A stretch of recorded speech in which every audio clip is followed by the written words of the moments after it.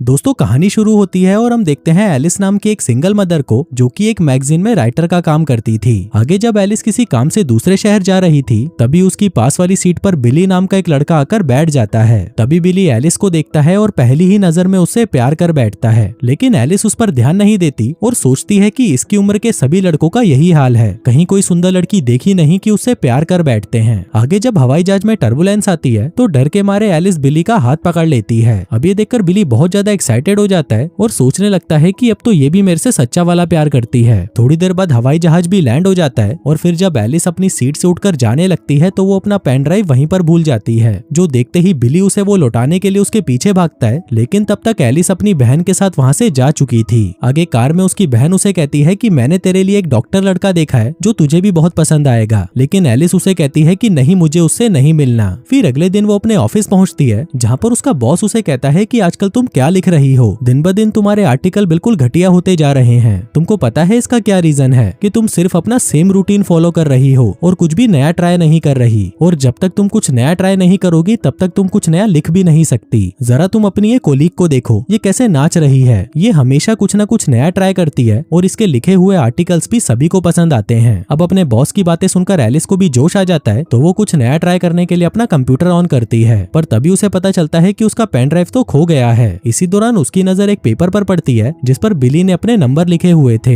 Alice सोचती है कि इस लड़के ने क्या सोचकर अपने नंबर लिखे थे कि मैं इसे फोन करूंगी और इसके साथ डेट पर जाऊंगी। आजकल के लड़के सच में लड़कियों के पीछे पागल हो चुके हैं, लेकिन फिर पता नहीं क्यों वो उस नंबर पर फोन लगा देती है। उधर बिली उसकी आवाज सुनते ही उसे पहचान जाता है और उसे कहता है कि तुम्हारी पेन ड्राइव मेरे पास है, इसलिए तुम जल्दी आकर इसे ले जाओ। एलिस पूछती है कि तुम कहाँ पर हो? बिली कहता है कि मैं 4th स्ट्रीट के क्लब में हूँ। थोड़ी देर बाद एलिस उससे मिलने वहाँ पर पहुँच जाती है, जहाँ पर उसके ऑफिस की 2 लड़कियां भी थी, जो वहाँ पर उसे देखकर हैरान हो जाती हैं। वो सोचती हैं कि ये बूढ़ी आंटी यहाँ पर कर क्या रही है। वहीं एलिस बिली से कहती है कि अब जल्दी से मेरा पेन ड्राइव मुझे दे दो, मुझे और भी बहुत काम है। बिली कहता है कि यार बात कुछ ऐसी है कि पेन ड्राइव तो मेरे पास ही है, पर वो यहाँ पर नहीं, मेरे घर पर है। एलिस कहती है कि तुम पागल हो क्या? फिर तुमने मुझे यहाँ पर बुलाया ही क्यों? अब जल्दी से तुम्हारे घर चलते हैं क्योंकि मुझे मेरा पेन ड्राइव अभी वापस चाहिए। आगे बिली उसे अपनी स्कूटी के पास लेके जाता है और फिर जब वो उसमें से हेलमेट निकालकर उसे पहनाने लगता है तो ये सब दूर से देखने में ऐसे लग रहा था कि ये दोनों एक दूसरे को किस कर रहे हैं, जो सब एलिस की ऑफिस की वो लड़कियां भी देख लेती हैं और उनकी फोटोज खींचकर उसे इंटरनेट पर डाल देती हैं। आगे घर पर बिली उसे उसका पेन ड्राइव दे देता है, जिसको लेकर वो सीधा ही वहां से जाने लगती है। पर तभी बिली हिम्मत करके उससे पूछने लगता है कि क्या तुम मेरे साथ कॉफी पीने चलोगी? एलिस कहती है कि अभी तुम छोटे हो और मुझे नहीं लगता कि हम दोनों के बीच में कुछ हो सकता है, इसलिए जब तुम बड़े हो जाओ तब मेरे पास आना, जो कहकर वो वहाँ से चली जाती है। इसके बाद जब वो अपने ऑफिस आती है तो वो देखती है कि वहाँ पर सभी लोग उसे ही घूर रहे थे, जो देखकर उसे कुछ समझ नहीं आ रहा था कि ये लोग मुझे ऐसे क्यों देख रहे हैं। इसी दौरान वहाँ पर उसकी असिस्टेंट आती है, जिससे एलिस पूछती है कि ये सब क्या चल रहा है, यहाँ पर सब मुझे घूर क्यों रहे हैं। असिस्टेंट कहती है क्योंकि तुम्हारी एक जवान लड़के के साथ किस करते हुए फोटो वायरल हो रही है, जिसको देखते ही एलिस घबरा जाती है और कहती है कि ये जैसा दिख रहा है वैसा कुछ नहीं है। लेकिन वहीं ये बात जब उसके बॉस को पता चलती है तो वो कहता है कि ये तो बहुत अच्छी बात है कि तुम कुछ नया ट्राई कर रही हो, इससे तुम्हें कुछ नया सीखने के लिए इंस्पिरेशन मिलेगी। उधर एलिस भी सोचती है कि अगर उसके बॉस को ये सब अच्छा लग रहा है तो क्यों ना इसी काम को जारी रखा जाए। जिसके अगले दिन वो बहुत ही सुंदर बनकर बिली के कॉलेज पहुंच जाती है और उससे पूछती है कि आज रात को तुम फ्री हो क्या? बिली कहता है कि मैं तो जब से पैदा हुआ था तब से ही फ्री बैठा हूँ। अब बिली को लग रहा था कि एलिस उसके साथ इंटीमेट होने वाली है, लेकिन वो तो उसे अपना नकली बॉयफ्रेंड बनाकर रात को एक पार्टी में ले जाती है। वहीं जब बाकी के लोग उसे एक जवान लड़के के साथ घूमते हुए देखते हैं तो वो सभी एलिस से जलने लगते हैं। फिर अगले दिन वो बिली को अपने साथ एक फैशन शो में ले जाती है, जहाँ पर जब मॉडल्स रैंप वॉक कर रही थी तो उसी दौरान एक मॉडल की हील टूटने की वजह से वो वहीं पर गिर जाती है। पर तभी बिली उसे उठाने के लिए उसके पास आता है, जो सब एलिस की कंपनी की सीईओ भी वहाँ पर देख रही थी।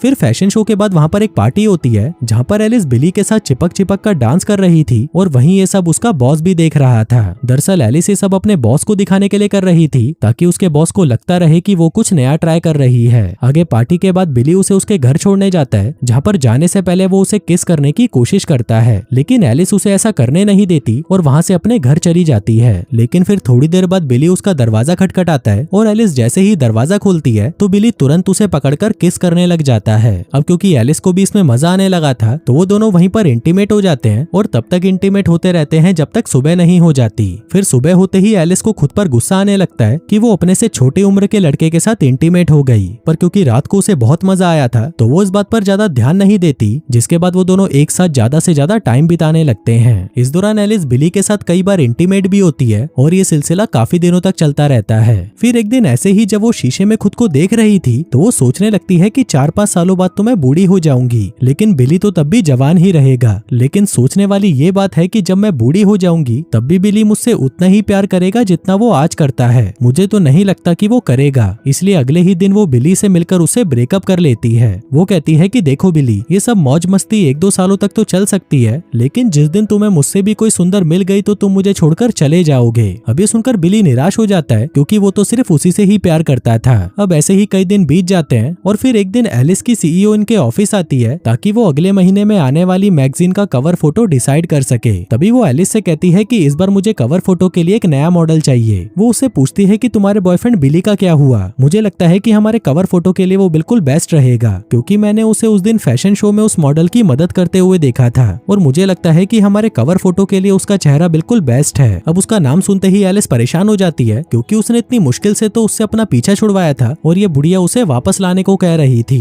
तभी उनका बॉस कहता है कि मैम ये काम तो बहुत आसान है क्योंकि बिली एलिस के लिए कुछ भी कर सकता है। आगे एलिस अपने बॉस के पास आती है और उसे कहती है कि मेरे से ये नहीं होगा क्योंकि मैंने बिली से ब्रेकअप कर लिया है और अब मुझे उससे कोई मतलब नहीं है। इस पर बॉस कहता है तो मैं क्या करूं, अब तुम्हें उससे कोई मतलब हो या ना हो, लेकिन अगर वो फोटोशूट वाले दिन यहाँ पर नहीं आया तो उसके अगले दिन से तुम भी ऑफिस मत आना। अब एलिस के लिए उसकी इज्जत से ज्यादा उसकी नौकरी जरूरी थी तो वो बेशरम होकर बिली को कॉल करती है, लेकिन जब वो उसका फोन नहीं उठाता तो एलिस सीधा उसके घर पहुंच जाती है। आगे बिली उसे अपने साथ कॉफी पे ले जाता है जहाँ पर एलिस उसे सारी बात बताती है और कहती है कि मुझे तुम्हारी हेल्प चाहिए। बिली कहता है कि नहीं, मैं तुम्हारी कोई मदद नहीं कर सकता, जो कहकर वो वहाँ से चला जाता है। लेकिन जिस दिन उसका फोटोशूट होने वाला था तभी वो तैयार होकर वहाँ पर पहुंच जाता है क्योंकि वो एलिस से अभी भी बहुत प्यार करता था। आगे जब वो अपने बाल सेट करवा रहा था तभी उसके पास एक आदमी आता है और उसे बताता है कि एलिस बहुत ज्यादा मतलबी है, उसने मेरा भी फायदा उठाया ताकि जॉब में उसे प्रमोशन मिल सके। अब ये सुनकर बिली को गुस्सा आने लगता है और वो तैयार होकर फोटोशूट पर पहुंचता है, लेकिन उसके उदास चेहरे को देखकर कैमरे वाली कहती है कि तुम थोड़ा मुस्कुरा भी लो। बिली कहता है कि तुम फालतू मत बोलो और तुम्हें जो काम दिया है वो करो। अब ये सुनकर उस लड़की को गुस्सा आ जाता है और वो कहती है कि मैं तो इस गधे की फोटो नहीं खींचूंगी। तभी बिली भी भड़क जाता है और कहता है कि मैं तो यहाँ से जा रहा हूँ, जो कहकर वो सब कुछ ऐसे ही छोड़कर वहाँ से जाने लगता है। तभी एलिस उसको रोकने के लिए उसके पीछे आती है, पर तभी बिली उसे कहता है कि तुम धोखेबाज हो, तुमने मेरे साथ प्यार का नाटक किया और जब तुम्हारा काम निकल गया तो तुमने मुझे किसी आवारा कुत्ते की तरह सड़क पर छोड़ दिया। वहीं ये सब बातें वहाँ पर खड़े सभी लोग भी सुन रहे थे।